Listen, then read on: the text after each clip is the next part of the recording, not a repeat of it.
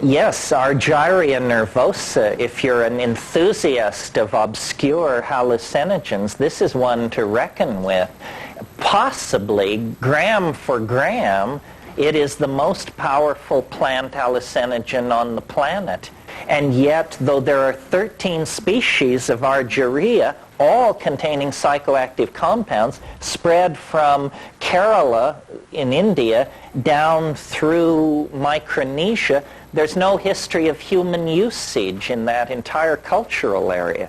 So there are mysteries about who knows these things. You know, when you go to the Amazon, most people have a kind of noble savage prejudice, and they think that it has to be the naked people who are off-river, who are very wild and woolly, and then they make the good ayahuasca.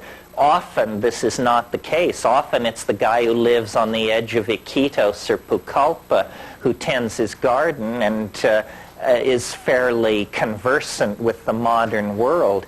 Some of you may know F. Bruce Lamb's book, Rio Tigre and Beyond. He describes a situation in there where a man who had in his youth been kidnapped by Indians and learned to make very good ayahuasca.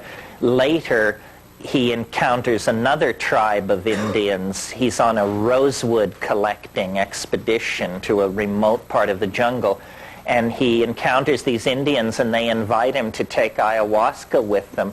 And it's just garbage as far as this guy can tell. So he says, I'll show you how they do it where I come from, and makes it for these people, and literally becomes a culture hero overnight, is hailed as the great reformer of their ritual, and just simply because he showed them how to get really, really smashed on it.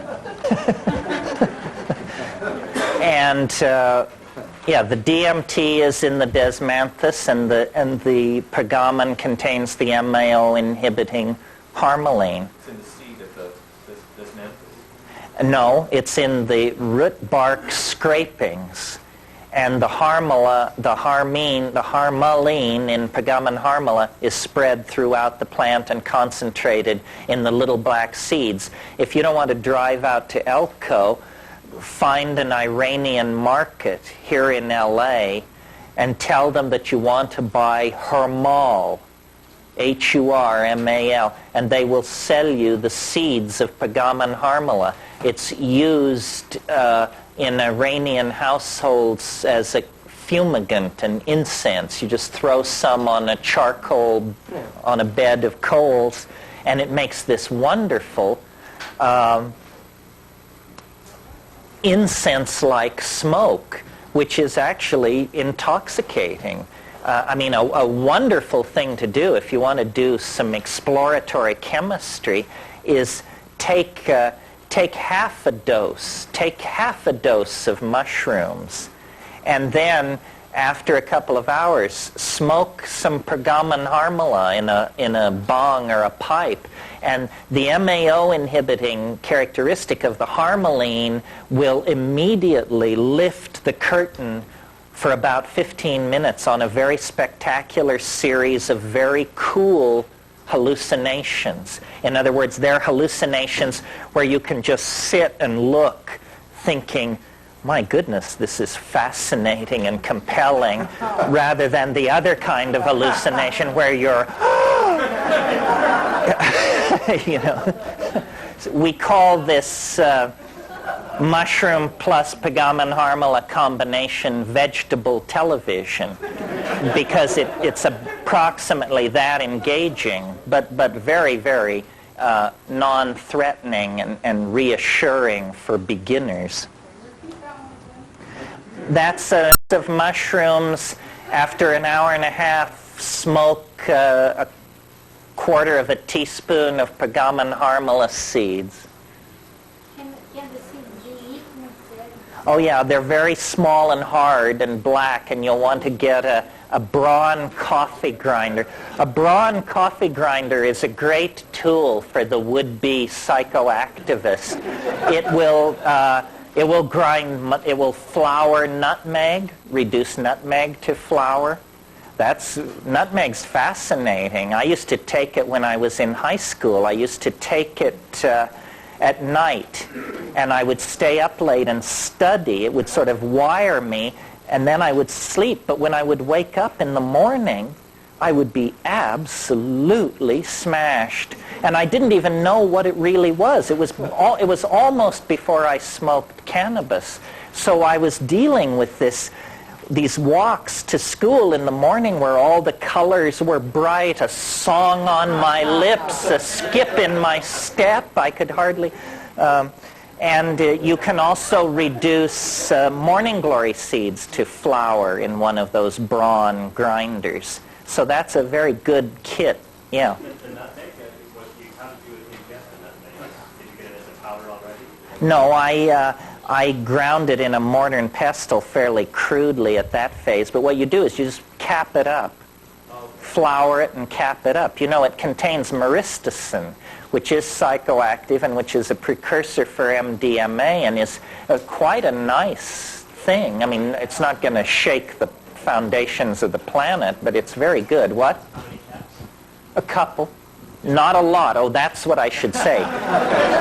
Do not, people sometimes with plants, they get the attitude that you need to do a lot because it's spread thin. In most cases, that's true, but in the case of nutmeg, it isn't true. It's a cap, a 00 capsule. This doesn't count for the spice that you can buy from the shilling spice rack of nutmeg? No, it does. Same. And 2 caps. Yeah, well, the reason I preferred grinding the whole nutmeg was because it's obviously fresher if it's ground. And you can buy whole nutmeg at Safeway. Prisoners know this. If you'd done more hard time, you wouldn't be asking these questions. Well, let me say a little bit more about this. The Zoroastrian religion is generally considered to precede the Vedic religion of Soma. Soma is this mysterious Vedic intoxicant of great antiquity. The 9th mandala of the Rig Veda is this enormous hymn of praise to Soma, greater than Indra, it says. Unbroken throughout the history of the Zoroastrian religion is the sacrament of Haoma, Haoma. Haoma and Soma appear to be historically related, and Haoma is Pagamon Harmala. If you're interested in reading about all this, there's a book called Haoma and Harmaline by David Flattery. It's Near East publication number 23, and it's available from the Near East Studies Department of UC Berkeley. Fascinating book. I mean, you learn, for instance, that in the classic phase of the Zoroastrian religion, the only method for gaining knowledge about the invisible world was the use of drugs. Any other method was scorned as completely preposterous. And since this is rather close to my own position, I'm pleased to find it in place so early. They talk, in that book, they discuss how there is this concept in Zoroastrianism of what is called the Menang world. And the Menang world is only accessible through Haoma. It's only accessible through pharmacological means. That's the dogma. Yeah. Could you explain a little more about morning glory seeds? Morning glory seeds, yes. Now, this is something that's accessible and that those of you who find yourselves bemoaning the lack of availability could overcome. The heavenly blue morning glory with the heart-shaped leaf, that's important because I see around here, I see blue morning glories with a leaf that looks like a grape leaf. That's not it, folks. That won't do it. It has to have a Valentine-shaped leaf and this brilliant blue or white and blue flower. Those are hybrids. The blue is the wild type. It's called heavenly blue. The white is called pearly gates, and the white and blue is called flying saucer. These guys must have been doing more than... Something was up. Now, listen carefully, and I'll avoid a lawsuit, and you'll avoid a tummy ache. The morning glory seeds which are sold in garden stores here are the morning glory that you want, the blue, heavenly blue morning glory. But seed companies have dipped these seeds in a poison specifically to keep you from getting high off these morning glory seeds.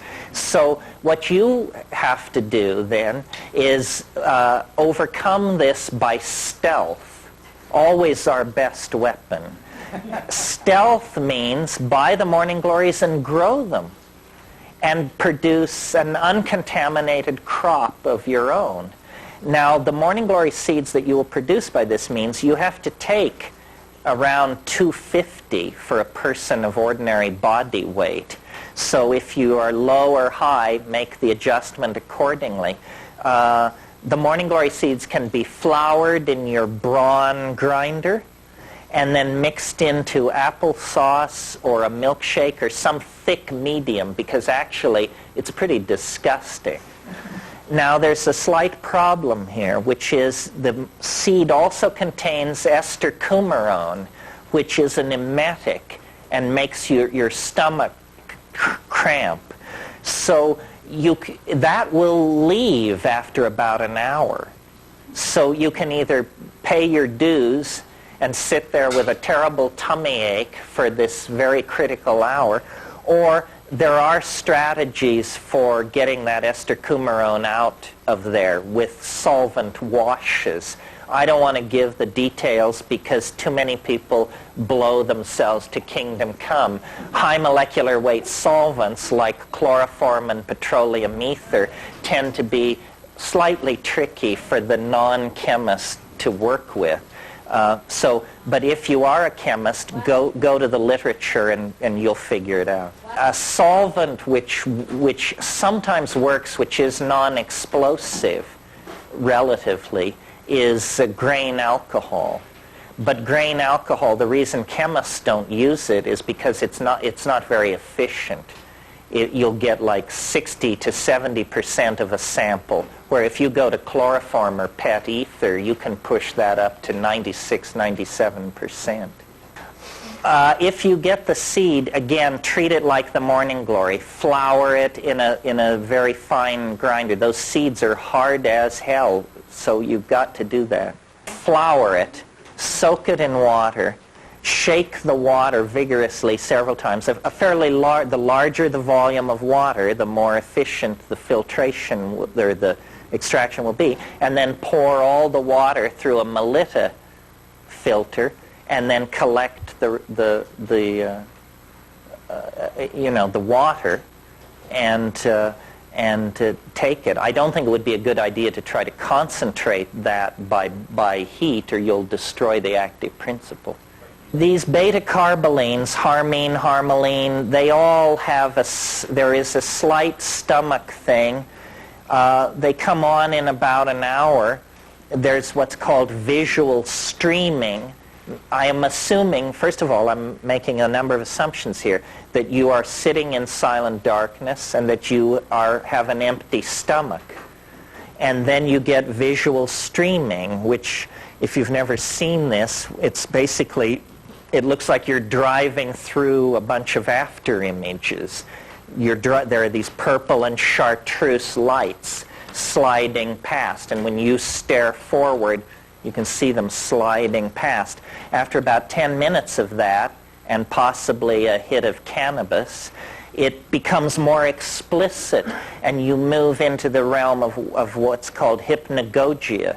Hypnagogia are dancing mice, little colored candies, pieces of ribbons, gears, screws, the trivia, the impedimentia of the phantasmagoria of your mind, you know. And then after about 10 minutes of that, And of course, what's happening, if you have a pharmacological vision of this, is thousands of these molecules are arriving at the synaptic site of activity, elbowing aside the local population of endogenous neurotransmitters, getting them out of the way, plugging themselves into the receptor site and beginning to lift the electron spin resonance levels and push them in new directions. And you can almost hear it doing this. Then beyond the hypnagogia, there is the actual trip. And it usually is encountered, you have to go through what Mircea Eliade called the rupture of the mundane plane.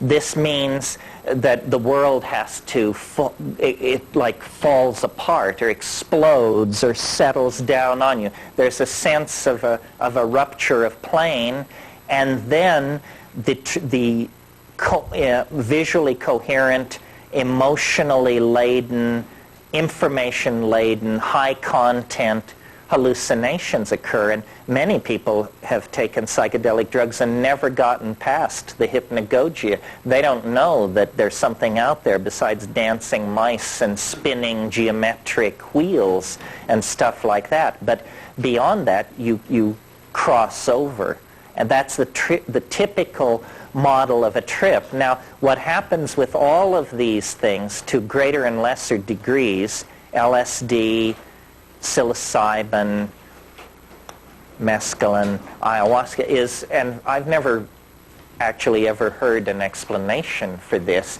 For some reason, the experience comes in waves. There's the first wave. That makes sense. That's the drug taking hold.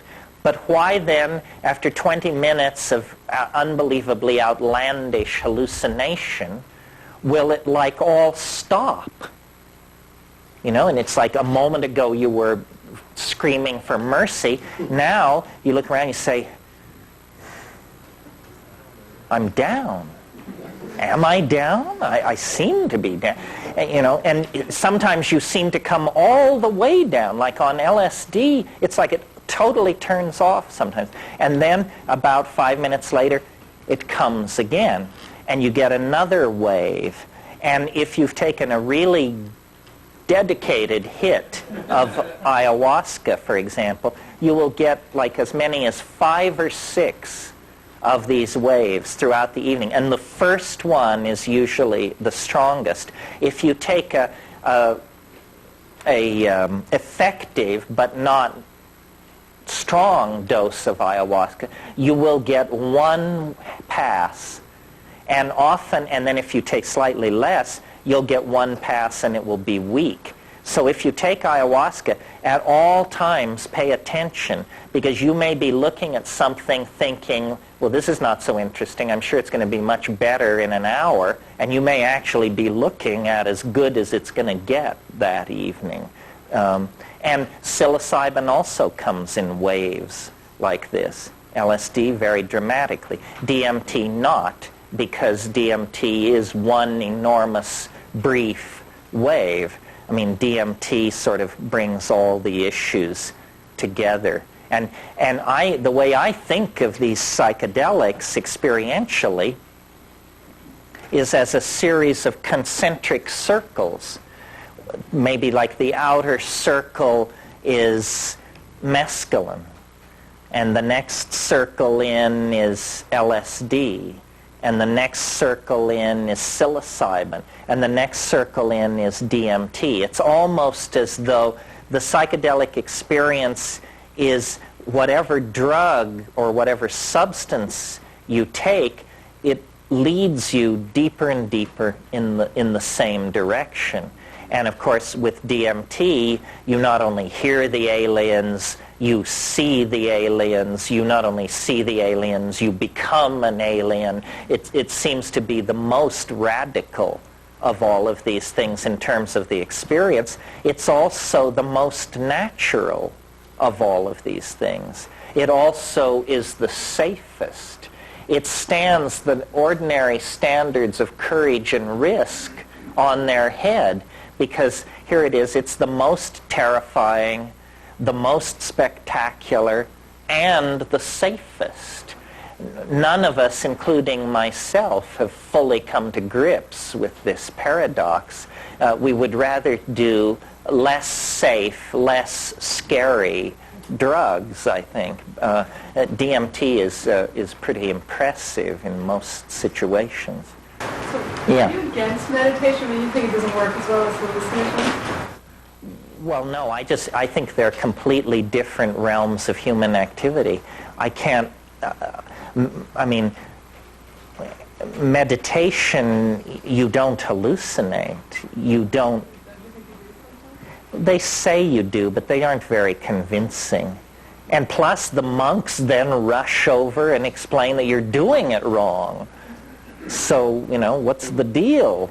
I think if by meditation you mean lying down and closing your eyes, or sitting up and closing your eyes a lot, I do that a lot.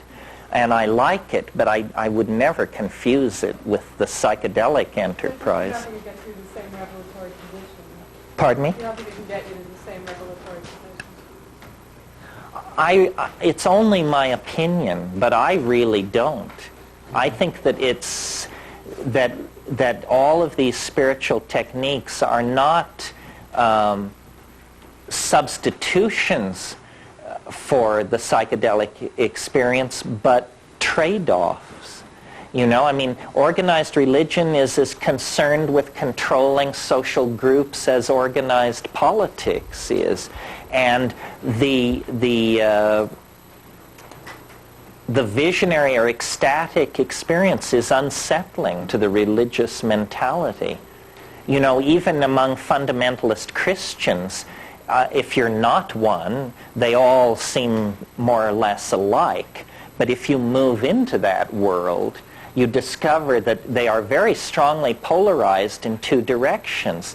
Those who are scripturalists and those who are experientialists. The glossolalias, the speaking in tongues, the holy rollers, that sort of thing. And the scripturalists are very uncomfortable around the experientialists, because to them it looks like demonic possession, and they get really agitated about that. I think that medicine and meditation go very well together. I'll take ayahuasca or psilocybin and sit in the lotus position for many hours, and it's incredible how they work well together. And then after the experience is over, the next time I meditate, I feel like I'm still doing the medicine. Yeah, well, I think that all of these techniques, like mantra, yantra, tantra, whatever, they work incredibly well in the presence of psychedelics, leading me to suppose that what these are tools that were developed in the Paleolithic world of psychedelic magic, and all we have now are these tools, but we don't have the original engine that drove them. Yes, I am very bored by spiritual practice unless I've taken a psychedelic, and then, mantric chanting is beyond the power of mind to encompass or describe. Sex isn't bad either. And, it seems to be a general functional enhancer is what it is. Yeah. What about drums? Acoustical driving is also a tried and true tradition. But see, it's not about the exclusivity of method, but the combination of method. I mean, what you want to do is beat your drum while sitting in Yab Yum, while stoned on X, while at the holy mountain, while the astrological configuration is correct, and then, line it all up and then push it through. That's the way to do it, I think. Yeah.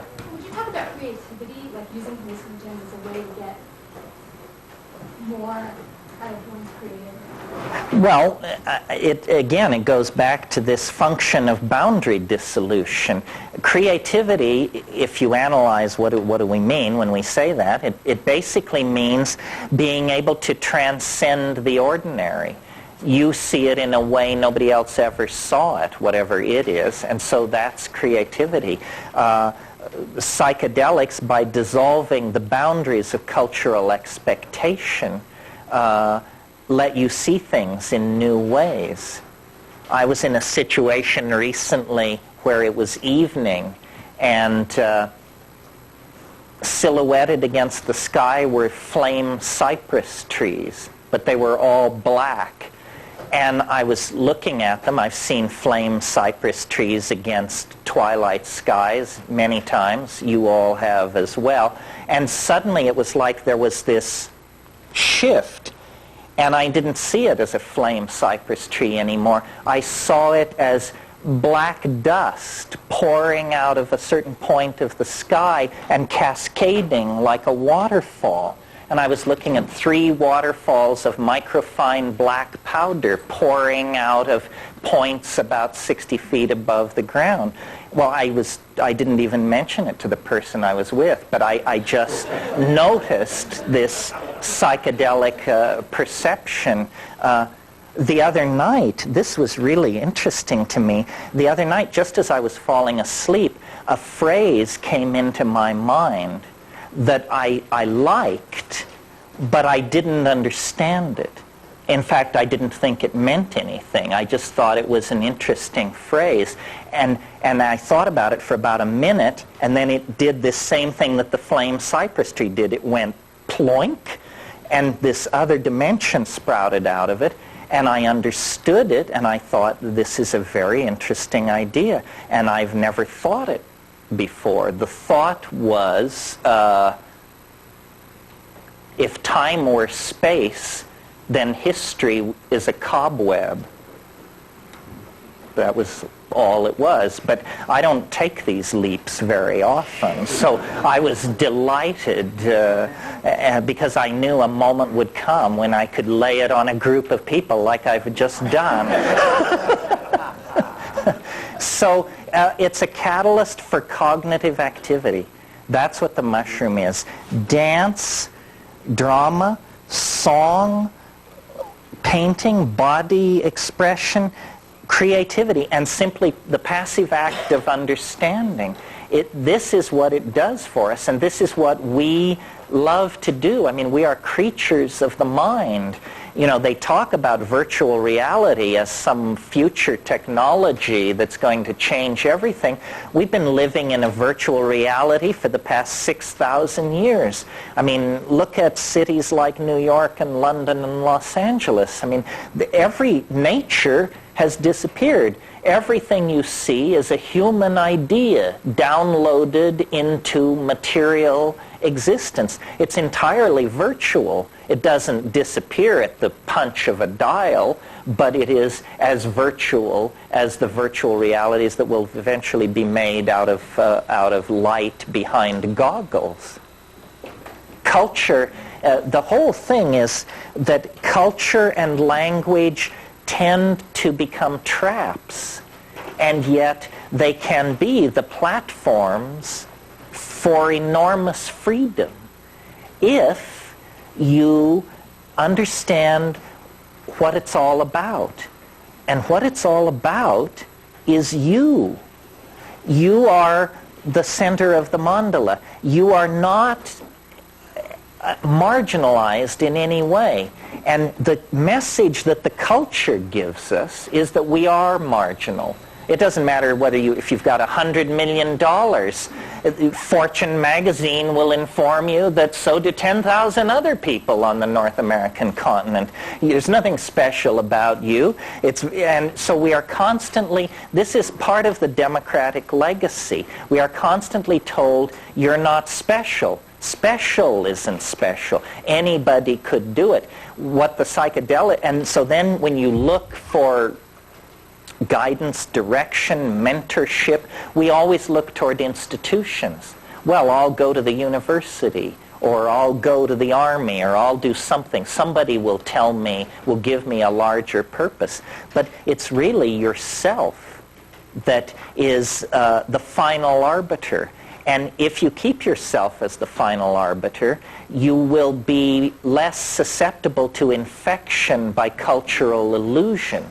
Now, the problem with this is that it makes you feel bad to not be infected by cultural illusion because it's called alienation. You know, but this is, I can't solve all problems. The reason we feel alienated is because the society is infantile, trivial, and stupid. So the cost of sanity in this society is a certain level of alienation. I grapple with this because I'm a parent. And I think anybody who has children, you come to this realization, you know, what'll it be? Alienated, cynical intellectual, or slack-jawed, half-wit consumer of the horse shit being handed down from on high? There is not much choice in there, you see, and we all want our children to be well-adjusted. It's unfortunately there's nothing to be well-adjusted to, so that's a real problem. It's almost like we've been inoculated here for this culture. Yeah. Terence, Eric Fromm said that to be adjusted to a neurotic society is to be neurotic yourself. Yeah, I think, well, and I really believe that extra-environmentalism, which is a nicer though longer word for alienation, is defensible and shouldn't be thought of as pathological. What I noticed in going to the Amazon and Indonesia and these places is that the person you want to get to is the shaman. But the shaman is different from everybody else. Like when you go into an Amazonian tribe that's way upriver or something, the people behave the way you would expect naive, untraveled people to behave. They want to touch your Gore-Tex and, you know, look at your camera and look through the binoculars and fiddle with the can opener and all this. No shaman would ever stoop to such behavior. A shaman knows that cultures are provisional and is interested in you as a person. The other people don't even see you as a person because you're huge, white, strange smelling, and incomprehensible. The shaman sees you as a person, and it's because he is alienated. The reason shamans can do their magic is because they are outside the belief system. I really think that that's true. Everyone else believes, you know, that the guy in the other village can send the mojo and mess with you. The shaman knows that that's not quite how it works. And so then he, as it were, can go behind the board and fix the cultural TV that everybody else is just watching. So I think alienation, extra-environmentalism, shamanism, whatever you want to call it, is simply individualism in the context of cultures that don't value individualism. And cultures don't. You know, it's said nature acts to preserve the species. Cultures act to preserve the illusions of the population. They're not interested in you if you're an Einstein or a Jackson Pollock, or unless they can fit you in to the pre-established systems of commerce and canons of aesthetic order and so forth and so on. And then that's called being civilized. Okay. Anything else? Yeah. You mentioned something about this craze about licking frogs. I don't think I did, but if you say I did, I did. Could you? Oh, could I? Well, yes, let me explain. The question is, what's with licking frogs? I'm not sure I got it right, but, well, you know, you kiss a lot of frogs before you find a prince, and you probably lick a lot more.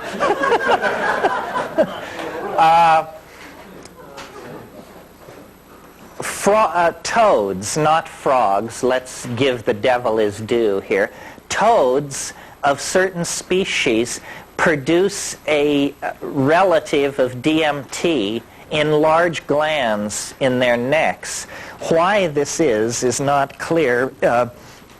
considering that this exudate, or this material, will kill a dog if a dog picks up a toad like that in his mouth within minutes.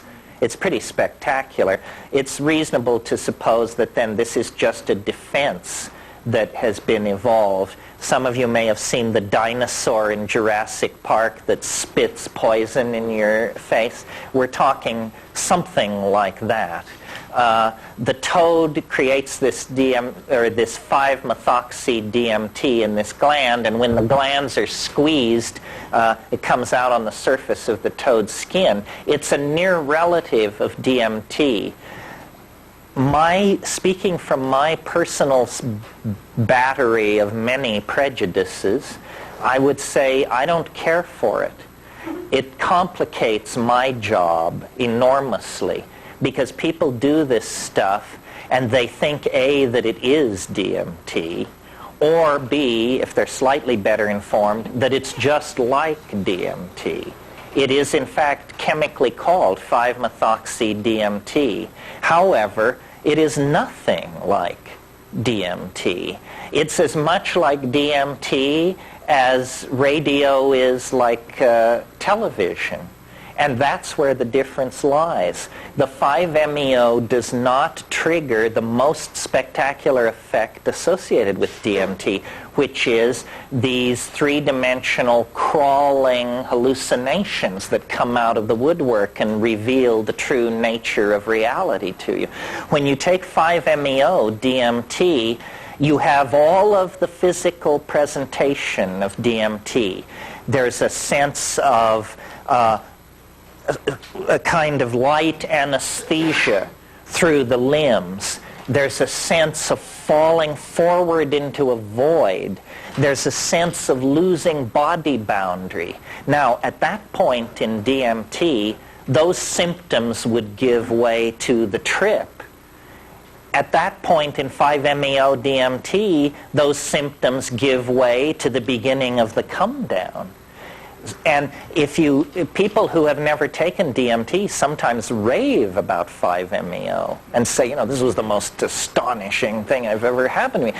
People who are familiar with DMT can yawn their way all the way through it, because you're braced for the DMT thing. I mean, you think, oh my God, it feels just like it. Here it comes. It's going to be upon me. 5, 4, 3, 2, 1.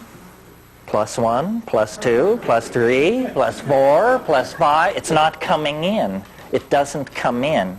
And so, and then 5-MeO is fatal in sheep as well as dogs, spectacularly fatal in sheep. And so I guess if you're a sheep, it's counterindicated. Doesn't seem to be harmful in human beings, but with so little data available, I think maybe we should, there are old psychedelicists and bold psychedelicists, but there are no old, bold psychedelicists. There might be a few. Of course, getting them to speak ordinary English is a real challenge. Don't point at me.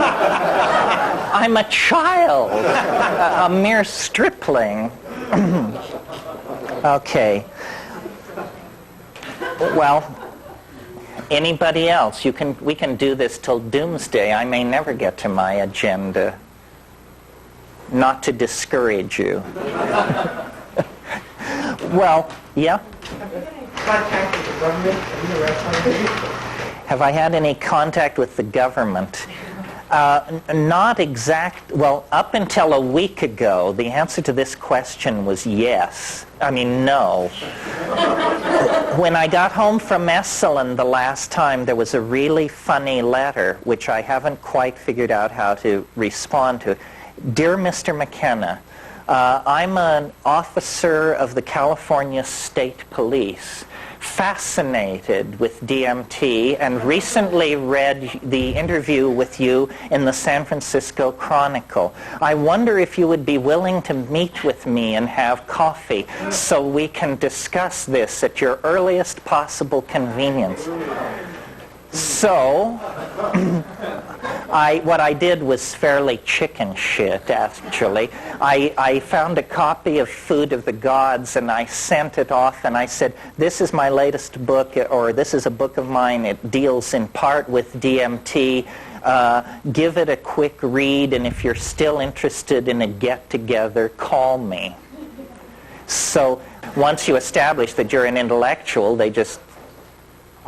harmless, a nut of some sort. Yeah, now I'm a rapper. Now I'm making Leary's mistake, the 25-year-old, the 15 to 25-year-old crowd. But I've got news for you. Next year, Invisible Landscape is coming out. It was the book my brother and I originally wrote. And when that book comes out, all my books will be in the public domain, or, available. Sound Photosynthesis has at least 70 of my tapes. Dolphin Tapes has 40 more. Then there's a scattering of other people with a few. I am not going to do this till hell freezes over. I have a whole other plan for myself.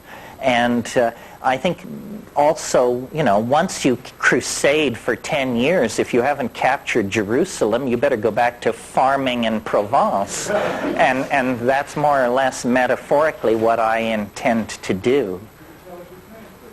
Pardon me?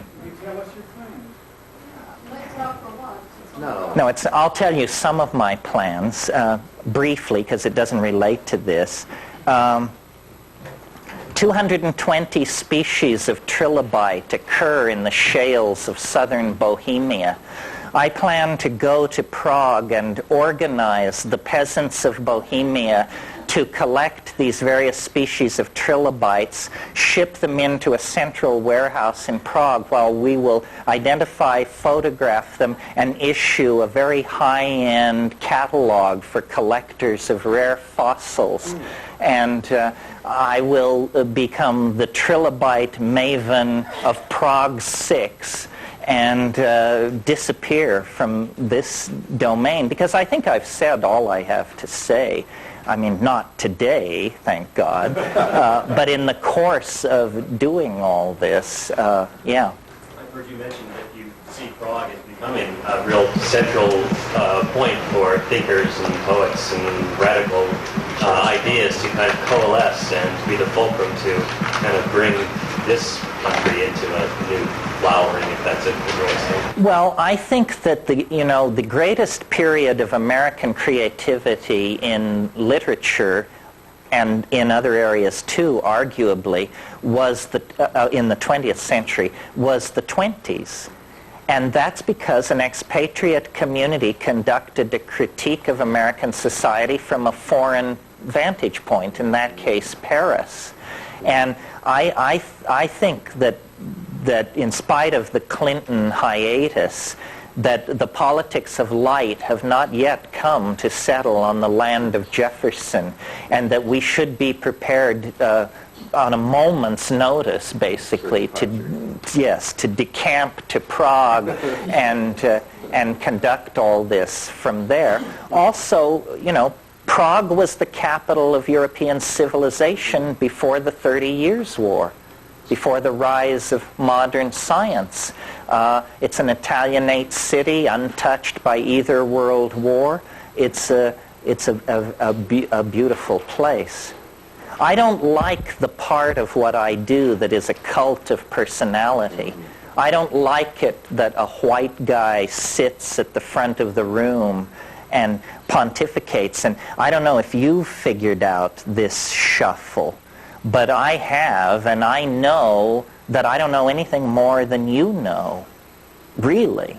And that it's just a funny circumstance of fate that you sit and listen and I speak, because there are no experts. And there is only, the integrity of doing and having done. And really, if you get the message, you will be able to transcend the need for any more of this, because it's really a message of self-trust and self-empowerment. And then what I'm also trying to create is a community of shared associations about these weird states so that we don't have to all privately think we're losing our marbles. Let those who talk to the elves find each other and band together. I am not I am basically a scientist without portfolio, because no academic institution would ever trust me with a portfolio. But I move in the domain of the gurus, the channelers, the pontificators, and those with secret revealed knowledge from Atlantis and Lemuria. But I have contempt for all of that, whether it's true or not, because they got there the wrong way. You have to come through the rules of evidence and reason. Reason is not science. Don't confuse them. I'm very much a critic of science and the scientific method, but I don't think reason can be tossed out with that bathwater. What is being proposed here is that we're on the brink of the discovery of another world, a world as potentially transforming of our world as the discovery of the Western Hemisphere transformed European civilization in the 1500s. But the world that we're about to discover is inside the mind. It's mental real estate.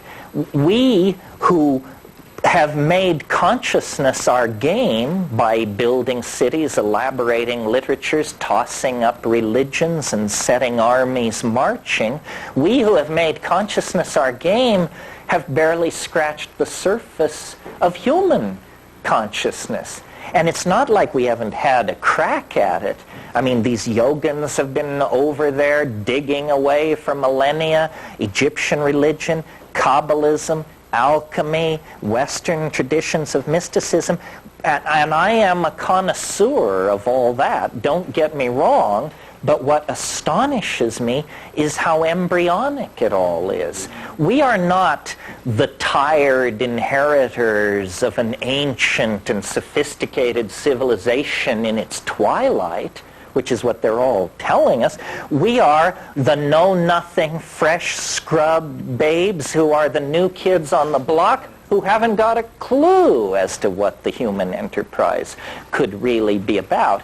And we are coming now through a very narrow historical neck where the accumulated stupidity of the last 5,000 years, the dues now have to be paid.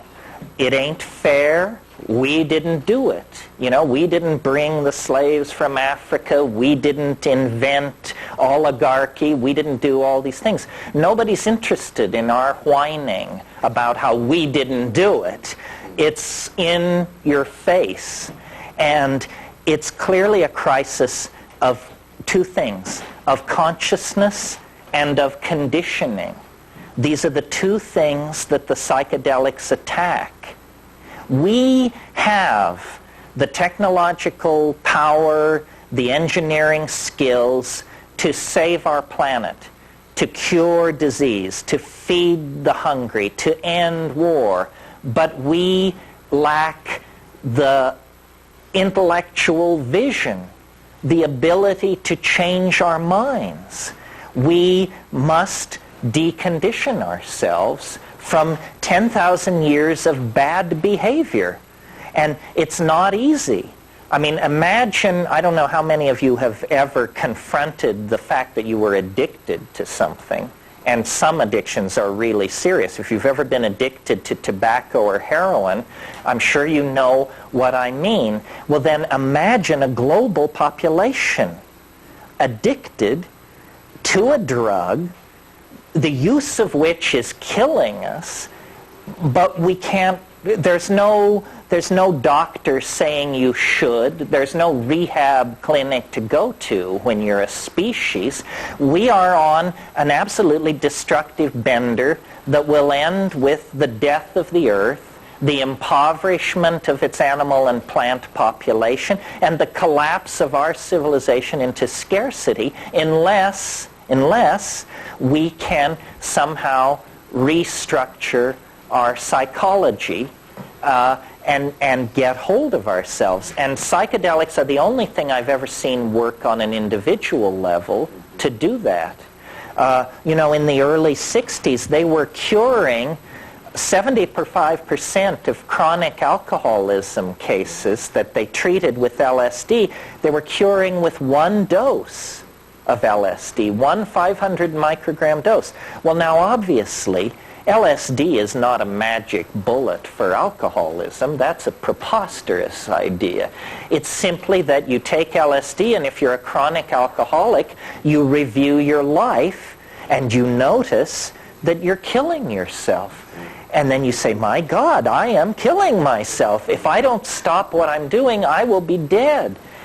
That's the strongest motivation to character rehabilitation there is. And that's what we have to carry into the domain of public debate. I can't believe how constipated American institutions are. I mean, here we are under the aegis of a great crusading reformer from Arkansas. A new order in human affairs has dawned, but they suggest closing an air base out at Sacramento, and there are editorials as to whether we can survive the shock of this massive change. Well, I've got news for you. You better do your change-related calisthenics if that was heavy lifting, because what you've got coming at you is something very, very different. We are now in a position to actually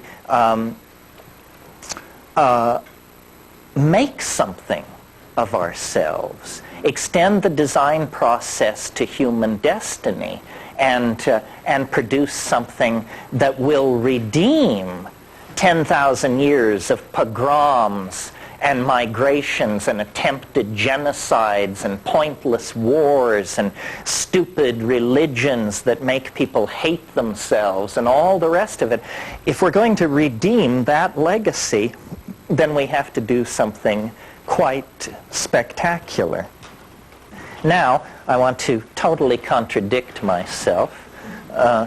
This is not only everybody's prerogative, but it's your obligation. If you don't contradict yourself, your position isn't complex enough.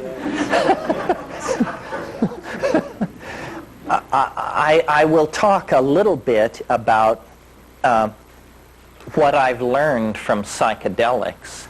I feel self-conscious doing it, but on the other hand, wouldn't it be stupid for me to talk about what you've learned from psychedelics? That would add presumption to the sins already arrayed here.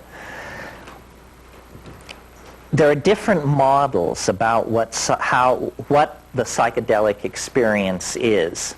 Here's a couple.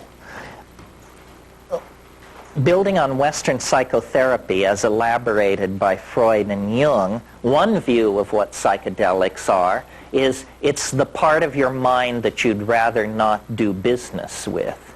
It's the memories of childhood neglect or abuse. It's repressed kinky fantasies. It's, in other words, the Freudian idea of the unconscious, that somehow these are drugs which dissolve the boundary between conscious and unconscious mind, and then you can do accelerated psychotherapy because resistances have been pharmacologically overcome. That's one model. It's good as far as it goes. It just doesn't go far enough. Then there's another model, which I would call the traditional or shamanic model. And it says the cosmos is a series of levels, and these levels are connected by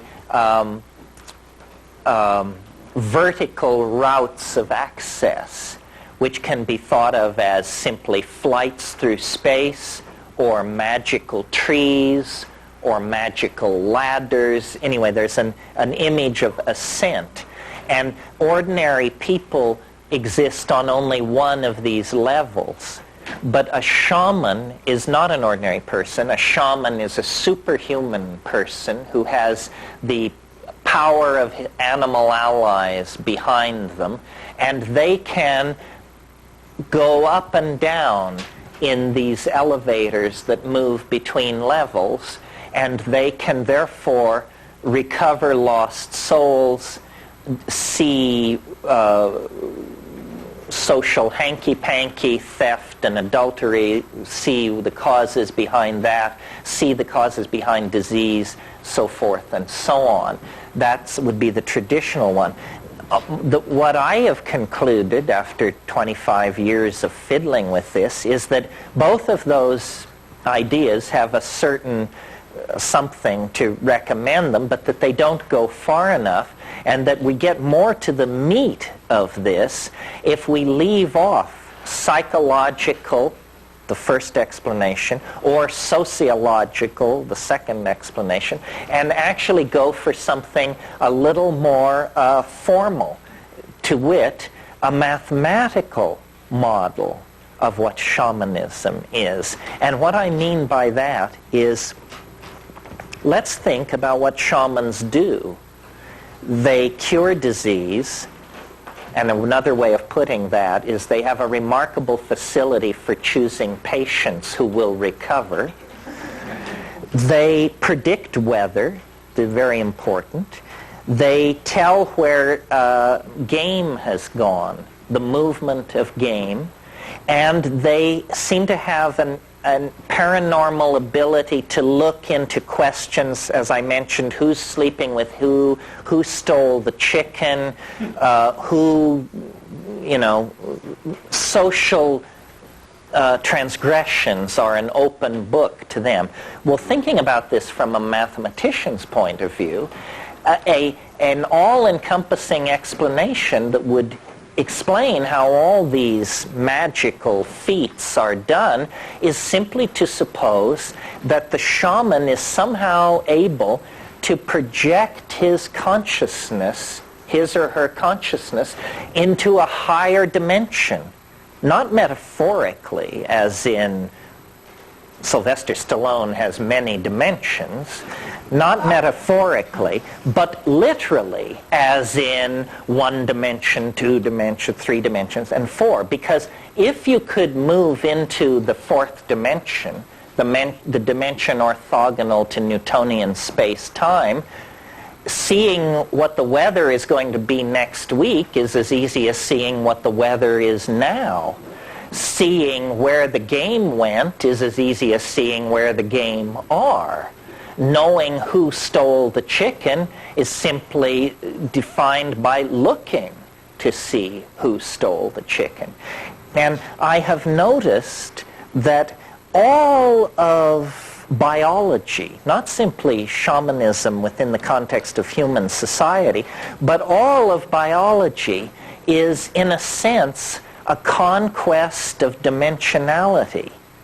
That as we ascend the phylogeny of organic life, what animals are a strategy for conquering space-time.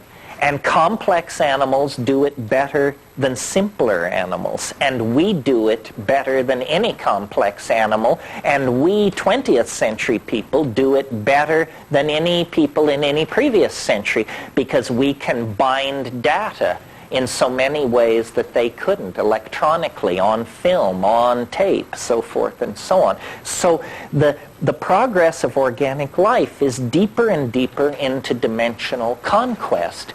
Well, from that point of view, then, the shaman begin to look like the advance guard of a new kind of human being. A human being that is as advanced over where we are as we are advanced over people 1,000,000 years ago, because we have very elaborate strategies for coding the past. It's a dimensional conquest. So that's part of what I've learned about psychedelics, and I could have left it there, but I never do.